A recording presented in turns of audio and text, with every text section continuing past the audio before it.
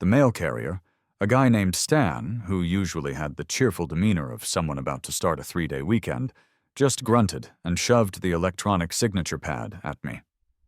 No witty banter about the weather, no comment on the slightly too long grass I hadn't gotten around to mowing. Just the grim finality of a certified mail delivery. I knew, even before I saw the Pleasant Valley Estates Homeowners Association logo in the corner of the stiff, vaguely threatening envelope, that this was about the Hedge again. I closed the door, the satisfying click echoing slightly in the too quiet hallway. Sarah was upstairs on a conference call, her muffled voice discussing Q3 projections or synergy or some other corporate buzzword bingo square. Lucky her. Down here I was facing Bylaw 17, Section 4.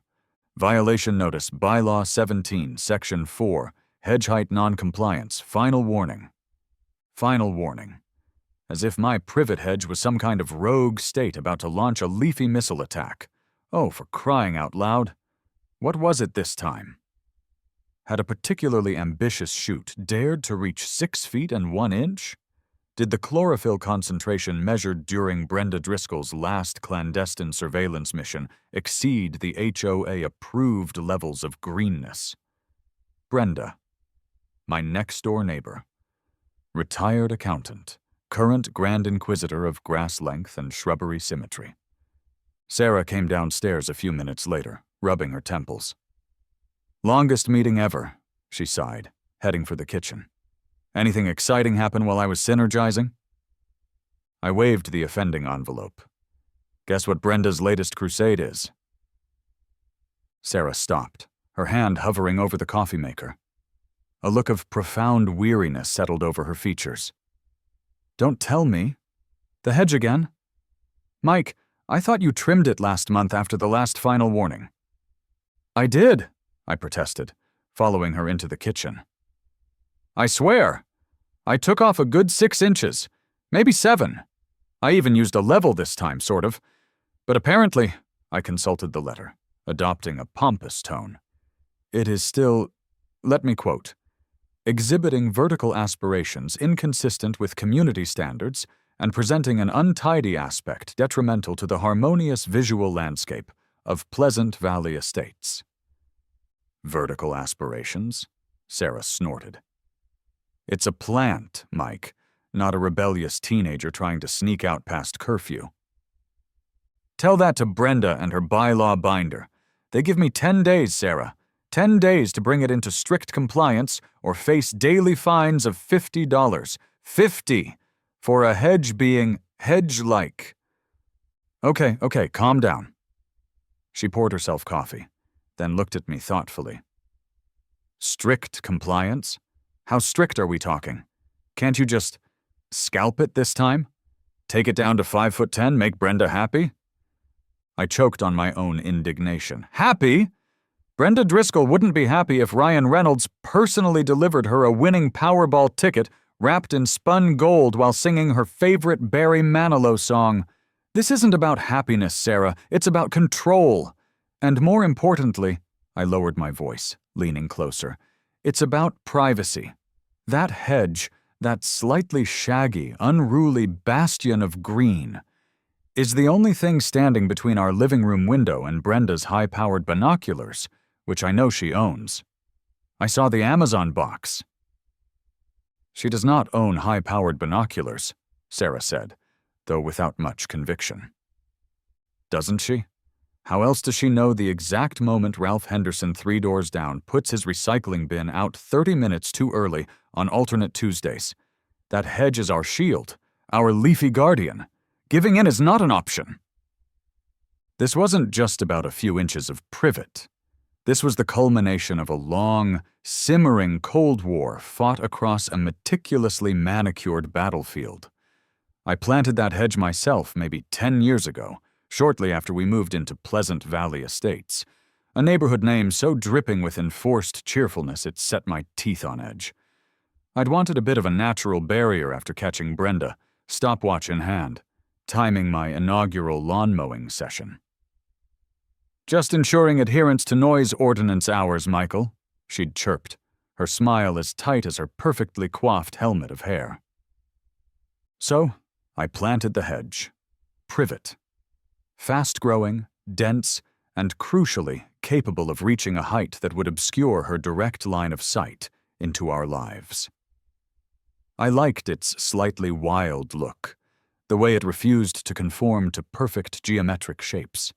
It was a little bit of controlled chaos in a world obsessed with ruler-straight lines and identical beige trim. Brenda, predictably, hated it. Her campaign started subtly, passive-aggressive comments lobbed over the invisible property line while she was out deadheading her unnervingly symmetrical rose bushes. My, your hedge is certainly vigorous this year, Michael. Almost looks unkempt. Then came the anonymous notes, printed in a generic font and tucked under our welcome mat. A concerned resident notes that overgrown shrubbery can harbor pests and vermin.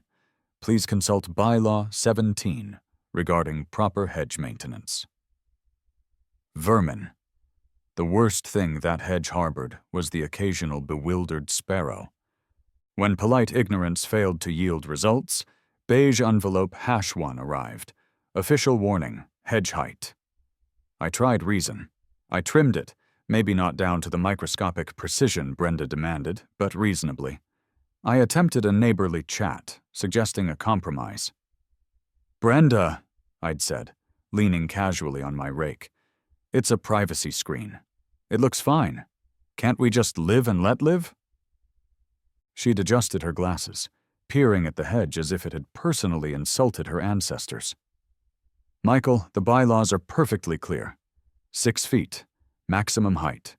Deviation invites chaos. Uniformity is crucial for maintaining the aesthetic integrity and, more importantly, the property values of Pleasant Valley estates. That was her trump card. Property values. The sacred cow of suburbia. Question property values, and you might as well advocate for anarchy and free-range chickens on every lawn. The final straw, before this latest certified escalation, was the laser-level incident. I was trying to enjoy a perfectly good Saturday afternoon barbecue, flipping burgers, when I saw it. A thin red beam dancing across the top leaves of my hedge. Brenda stood on her porch, holding a laser level steady, jotting notes on a clipboard. That's when I knew this wasn't just about bylaws anymore. This was personal. Back in the present, staring at the final warning, a familiar rage simmered. Scalp it? Give her the satisfaction? Never. But what could I do? Let the fines pile up? Engage in a protracted legal battle over shrubbery? Later that night, I sat in my home office, supposedly working on a logo design for a new artisanal pickle company. The client wanted something rustic yet modern, with a hint of playful brine. My screen remained stubbornly blank. All I could think about was the hedge, my leafy shield, under siege. I started doodling on a notepad, as I often do when creatively blocked. First, sketches of the hedge itself. Then, absurd scenarios. The hedge wearing a tiny helmet. Brenda attacking it with giant shears. The hedge suddenly sprouting legs and running away. I drew the HOA board as garden gnomes with angry expressions. Then, my pen paused. An idea, absurd and juvenile, sparked in the recesses of my spite-fueled brain. What if the hedge wasn't just tall? What if it was expressive? I sketched it quickly, before the voice of reason could intervene. A thick, leafy base rising up, and then, yes, unmistakably, a giant, verdant, well-defined middle finger, aimed directly, perfectly, at Brenda Driscoll's front window. I stared at the doodle. A snort escaped me, then another, escalating into full-blown, slightly hysterical laughter. It was insane. It was childish. It was career suicide in the Pleasant Valley Estates social scene, such as it was. It was perfect. Oh no, my internal monologue whispered, horrified yet intrigued. That's completely ridiculous. I couldn't possibly, could I? It's just leaves, it's topiary. People have topiaries shaped like swans, teddy bears, spirals. Why not anatomical gestures of profound disagreement? It's artistic expression, freedom of foliage. It even technically complies with the height restriction. I practically sprinted to the kitchen, waving the notepad. Sarah was loading the dishwasher. Honey, quick question, purely hypothetical, I began, trying to sound nonchalant. Nothing you do is purely hypothetical when you have that look in your eye, Mike. What is it? Okay, fine. If someone, I emphasized the word, were to artistically prune a certain privacy hedge into a universally recognized symbol of, let's say, non-compliance, aimed strategically at a certain neighbor's window, would that be objectively wrong? I showed her the sketch. She stared at it, her eyes widening. Then she looked at me, then back at the sketch. Mike, absolutely not! That's a giant, leafy finger. You cannot be serious. Think of the neighbors. Think of the fines. Think of the property values. I grinned, the wicked idea taking firm root. But think of Brenda's face, Sarah. Think of the sheer, unadulterated aesthetic integrity. She just groaned and put her head in her hands. But she didn't explicitly say no. My first attempt at becoming a topiary artist was, predictably, a disaster. Armed with a pair of rusty hedge trimmers I found in the garage and an alarming amount of misplaced confidence, I spent the following Saturday morning trying to translate my napkin sketch onto the living canvas of the privet. It turns out that sculpting dense foliage into a recognizable anatomical gesture is significantly harder than it looks. Within an hour, I had managed to nearly poke my own eye out with a rogue twig, create a large, concave, bald patch near the base that looked less like the start of a wrist and more like the hedge had developed mange. Tangle the extension cord around my legs so thoroughly I almost took a header into Brenda's prize-winning and unnervingly symmetrical azaleas. Produce a shape that vaguely resembled a lumpy, diseased broccoli floret, giving someone a very weak thumbs up. Sarah watched my progress, or lack thereof, from the kitchen window, occasionally shaking her head with an air of weary resignation. Brenda, naturally, documented the entire fiasco from her porch, notepad in hand, probably gathering evidence for a new bylaw violation. Incompetent and aesthetically displeasing hedge mutilation. Sweating, covered in tiny green leaf fragments and profoundly humbled, I admitted defeat. If Operation Evergreen Obscenity was going to succeed, I needed a professional, not just any guy with a pickup truck and a lawnmower. I needed an artist, a visionary, a hedge whisperer. My initial calls to reputable landscaping companies were discouraging. Collins Residence, how can I help? Hi, yes, I'm looking for professional topiary services. I have a rather specific custom design in mind for a large privet hedge. Okay, sir, we do spirals, spheres, sometimes animal shapes if the shrubbery is suitable. What did you have in mind? Well, it's a bit more anatomical, gestural, you might say. A slight pause on the other end. Sir? Like a hand gesture, I clarified, trying to sound perfectly normal. Specifically, the middle one, pointing upwards, vigorously. Click. The next call wasn't much better. Green Thumb Landscaping. How can we make your yard happy? Hi, I need some topiary work. Great, boxwoods, spirals? We can give you a nice, clean box shape, very popular. Actually, I was hoping for something more expressive. Expressive? The cheerful voice sounded slightly confused. Think large, vertical, defiantly gestural finger. A longer pause this time. Sir, I think maybe you need psychological counseling, not landscaping services. Have a nice day. Click. Clearly, mainstream landscapers weren't equipped for my particular brand of horticultural rebellion. Discouraged, I started digging deeper online, exploring obscure gardening forums, alternative art directories, and websites with questionable GeoCities-era design. That's where I found it. A cryptic page filled with photos of trees sculpted into bizarre shapes, moss graffiti art, and living willow structures. The site was titled, "Leafy Lenny's Living Sculptures. We Prune the Impossible. Let Nature Express Your Truth." Bingo. I dialed the number, half expecting it to be disconnected. A voice answered that sounded like wind chimes mixed with rustling leaves and maybe a hint of compost. "The chlorophyll flows through me, brother. Speak your green truth." Hi," I stammered. "Is this Leafy Lenny?" "I am one with the xylem and phloem, friend. What vision seeks form?"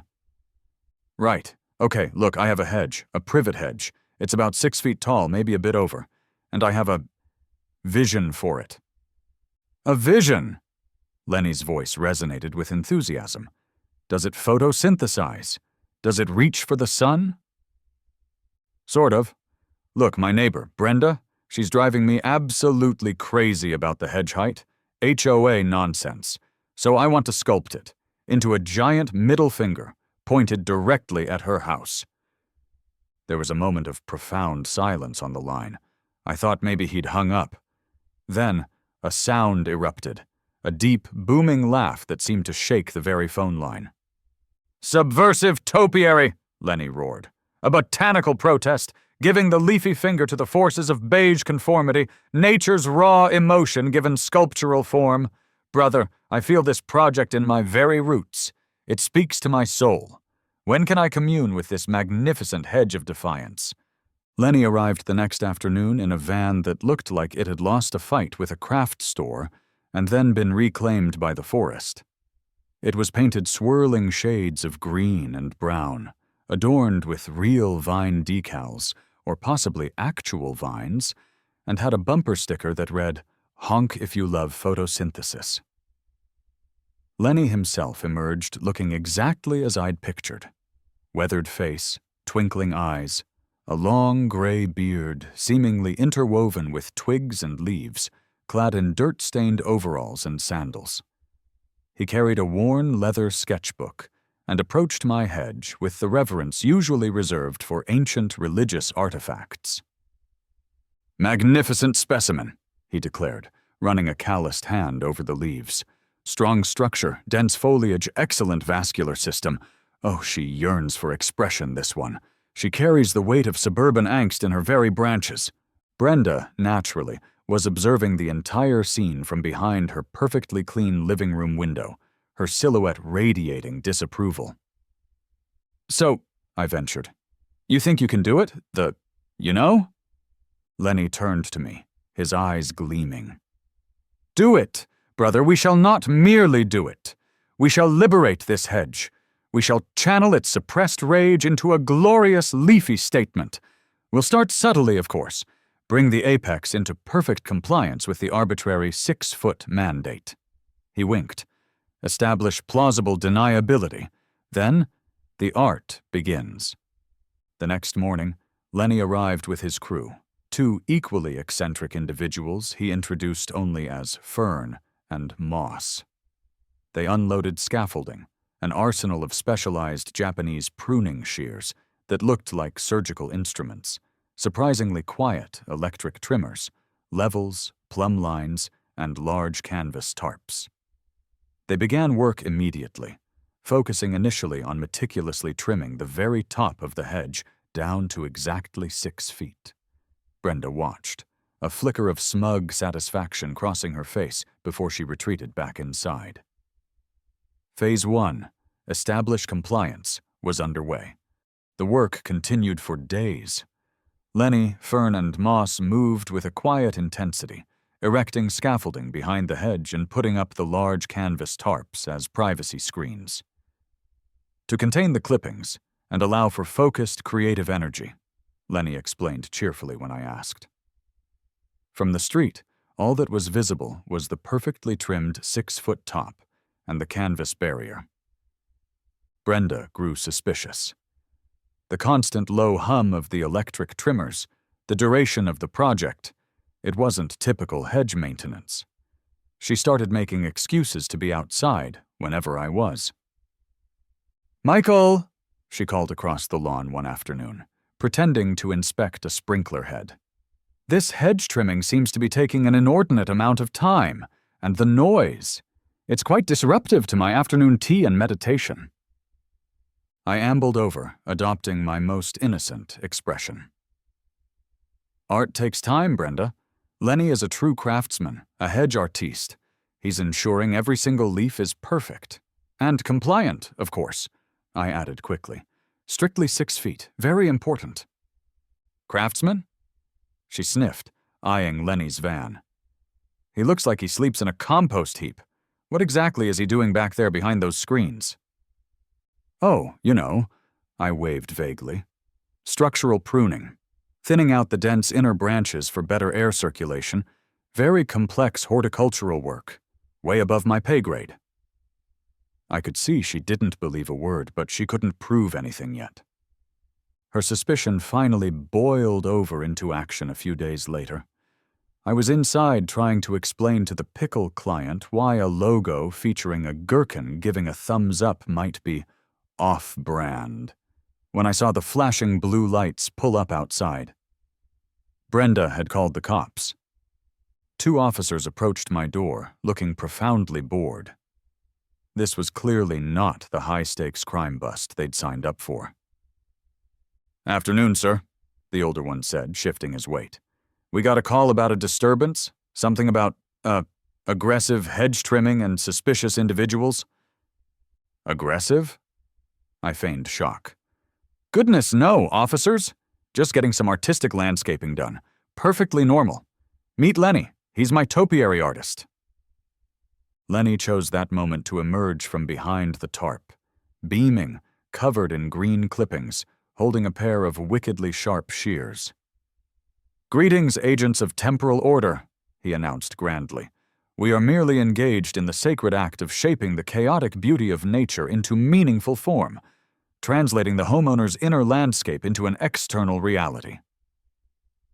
The younger officer peered past Lenny at the still ambiguous shape behind the screen. "Meaningful form, huh? Looks kinda like a lumpy log from here." "Ah, but perspective is everything," I interjected smoothly. "It's abstract, postmodern hedge art, very cutting edge." I bit back a snicker. The older officer sighed, the sound heavy with the weight of 1,000 pointless suburban disputes.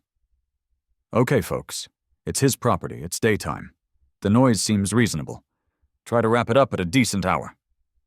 He nodded towards Brenda, who was hovering on the edge of her lawn like a vulture waiting for something to die. "Ma'am, it appears to be just landscaping." They got back in their cruiser and drove away. Brenda retreated, fuming silently. Lenny and I exchanged a look, a silent acknowledgement that the stakes had just been raised. Behind the tarp, if you squinted just right and knew what you were looking for, the basic outline of a defiant digit was beginning to take shape.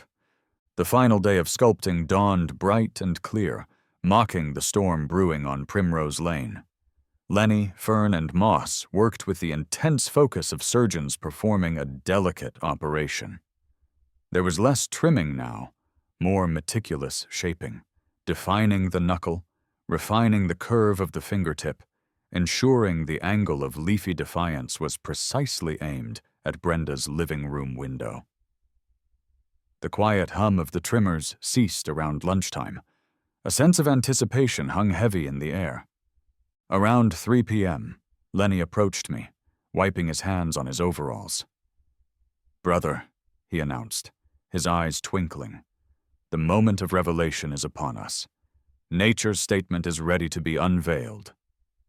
With a theatrical flourish, Fern and Moss began untying the ropes holding the large canvas privacy screens.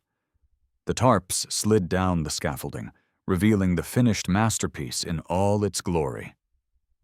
There it stood, 6 feet tall, as per regulations, impeccably sculpted from dense, vibrant green privet leaves, and unmistakably, gloriously, a massive middle finger. It was aimed with laser-like precision directly at Brenda Driscoll's house. It was, I had to admit, both horrifyingly juvenile and strangely breathtakingly majestic. Lenny had outdone himself. "Oh my God," my brain stuttered. "He actually did it. It's beautiful. It's horrific. It's the single most irresponsible, glorious, monumentally stupid thing I have ever commissioned. Lenny, you magnificent leafy bastard!" The reaction was immediate. A passing dog walker stopped dead in her tracks, jaw agape. Curtains twitched up and down the street. Within minutes, small clusters of neighbors began to gather at a safe distance, phones held aloft, pointing and whispering. I saw Mrs. Gable, the sweet old lady from down the block, stifle a giggle behind her hand before giving me a discreet thumbs up. Ralph Henderson was already frantically consulting his copy of the HOA bylaws, no doubt searching for a clause prohibiting anatomically suggestive topiary. Cars driving down Primrose Lane slowed to a crawl, drivers craning their necks. The whispers reached my ears. Did he really? Oh my God, Brenda must be having kittens. There go the property values. Honestly, it kind of serves her right. Is that even legal? I wonder if he takes requests. Then came the sound we'd all been waiting for. Not a whisper, but a shriek. A high-pitched, window-rattling shriek of pure, unadulterated rage erupted from the Driscoll residence. The front door flew open, and Brenda stormed out onto her porch, her face a terrifying shade of crimson, phone already pressed to her ear. "Yes, Mr. Henderson, HOA president!" she screeched, loud enough for the entire neighborhood, possibly the next zip code, to hear. "You need to get down here immediately. It's an abomination, a horticultural horror, public indecency. It violates Bylaw 23, Section 8, offensive displays, and probably Bylaw 12, unapproved landscape modifications. Call the police, call the mayor, call the National Guard. This aggression will not stand." The police returned, sirens conspicuously silent this time, but with a palpable air of weary resignation. The same 2 officers from before were back, accompanied by a stern-looking supervisor with salt and pepper hair and a name tag that read Sergeant Miller, no relation, thankfully, and a flustered young man in a city-issued polo shirt clutching a clipboard code enforcement. Brenda stood beside them on my lawn, practically vibrating with fury, pointing an accusatory finger, a real one this time at my hedge. "Okay, Mr. Collins," Sergeant Miller began, his voice dangerously calm. "Let's talk about the hedge." I stepped forward, trying to project an air of bewildered innocence. "Officers, Sergeant, code enforcement guy, lovely afternoon for appreciating some unique botanical art, isn't it?" The code enforcement officer, whose name tag identified him as Kevin, consulted his clipboard nervously. "Sir, we have received, multiple complaints regarding an allegedly obscene and offensive topiary display erected on your property." "Obscene?" I gasped dramatically. "Good heavens, no. It's abstract, avant-garde. It's entirely open to interpretation. Perhaps it's merely a pointing finger, indicating upwards, towards the sky, or maybe it's a spire, a commentary on the ephemeral nature of suburban existence and the verticality of—" Lenny, who had been quietly admiring his handiwork, stepped forward, dusting leaves off his overalls. "Indeed, it represents the vertical struggle of the individual spirit against the crushing horizontal conformity of modern society. The finger points upwards, towards growth, towards enlightenment, towards the sun. "It's pointing at my living room window, you degenerate hippie!" Brenda shrieked, abandoning all pretense of composure. Sergeant Miller rubbed his temples, looking like he desperately needed a vacation. "Look, Mr. Collins, Mr. Leafy, while artistic interpretation is one thing, public nuisance ordinances are another. This sculpture, whatever it is causing a significant disturbance to the peace of this neighborhood." This was my cue. I had anticipated this. I'd even spent a small fortune consulting with Barry Goldblatt, the semi-retired HOA fighting lawyer who'd helped Dave Miller with his plant skyscraper fiasco a town over. Barry had prepped me. "With all due respect, Sergeant Kevin," I said calmly, holding up a hand, "the artwork in question is entirely on my private property. It meticulously adheres to the 6-foot height restriction mandated by the Pleasant Valley Estates HOA bylaws. Topiary, as I'm sure you know, is a long-established art form, a protected form of expression under the First Amendment. Unless you can cite a specific city ordinance or state statute prohibiting finger-shaped shrubbery, I'm afraid there's not much to be done. It might be unusual, yes. It might be provocative. But illegal? I think not." Kevin flipped through his clipboard helplessly. Sergeant Miller sighed again. Brenda looked like she was about to have an aneurysm. Predictably, the local news, tipped off by an anonymous source, I suspected Lenny, who probably had subversive topiary publicist on his resume, arrived just as the police were leaving, unable to take any official action. A young reporter with impossibly perfect hair and a microphone shoved herself in front of me, a cameraman orbiting us. Sir, can you tell us what prompted you to create this rather unique piece of landscaping?" I deadpanned directly into the camera. "It's called A Salute to Bylaw 17, Section 4. My neighbor expressed concerns about my hedge's vertical aspirations. I merely sought to address those concerns in a clear, unambiguous, and artistically satisfying manner, and at precisely 6 feet tall." The story exploded. #HedgeFinger, #Topiary Terror, and #PlantMyFinger started trending locally, then regionally. My deadpan interview clip went viral. Brenda refused to appear on camera, but the news crew got excellent B-roll footage of her peering furiously through her blinds, which only made her look more unhinged. Anti-HOA groups across the country declared me their new hero. Topiary memes featuring my hedge sprouted like weeds across the internet. The Pleasant Valley Estates HOA issued a terse, "No comment pending a full legal review and exploration of all available sanctions." The weeks that followed were a blur of legal maneuvering and neighborhood tension. Barry Goldblatt exchanged increasingly sarcastic letters with the HOA's high-priced law firm. They threatened astronomical fines, lawsuits seeking forced removal of the offensive vegetation, and liens on my property.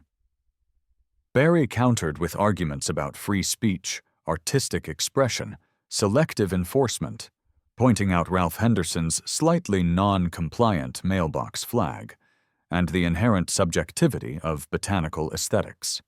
The city council held a closed-door meeting, but ultimately decided it was a civil matter, unwilling to step into the legal briar patch of regulating garden art. The standoff continued. The hedgefinger remained, meticulously maintained now by me. Lenny had given me detailed instructions and a surprisingly zen lecture on the spiritual discipline of defiant pruning. It became a local landmark. People drove by slowly, taking pictures. Teenagers posed for selfies in front of it. In the end, there was no dramatic courtroom showdown. The HOA, facing mounting legal bills, bad publicity, and Barry's relentless barrage of motions, quietly backed down. They didn't formally surrender, but the threatening letters stopped. The fines were never levied. A tense, unspoken truce settled over Primrose Lane. Months later, life had returned to a semblance of normalcy, albeit a slightly weirder version. I sat on my front porch one evening, sipping a cold beer, watching the sunset paint the sky orange and purple. Sarah sat beside me, reading a book. The hedge finger stood silhouetted against the twilight, a proud, leafy monument to suburban spite. I saw movement in Brenda's window. The curtains twitched. I could just make out her silhouette peering out. I caught her eye, or imagined I did, and raised my beer bottle in a silent, cheerful toast. The silhouette immediately vanished, and the curtains snapped shut. Sarah lowered her book, a small smile playing on her lips. "You know, you are certifiably insane." "Probably," I conceded, taking a sip of beer. "But you have to admit, the neighborhood's a lot less boring now." "True," she mused. "And Brenda hasn't complained about the length of the grass, the position of the trash cans, or the color of the garden hose even once since the incident." "See?" I grinned. "Progress. Sometimes you just need to communicate clearly. Maybe it was stupid. Maybe it cost too much time, money, and frayed nerves.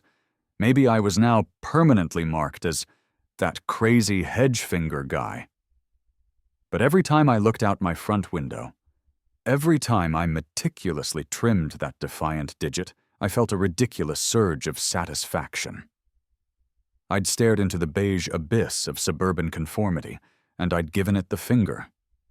Preferably a 6-foot-tall, perfectly sculpted, HOA-compliant leafy one.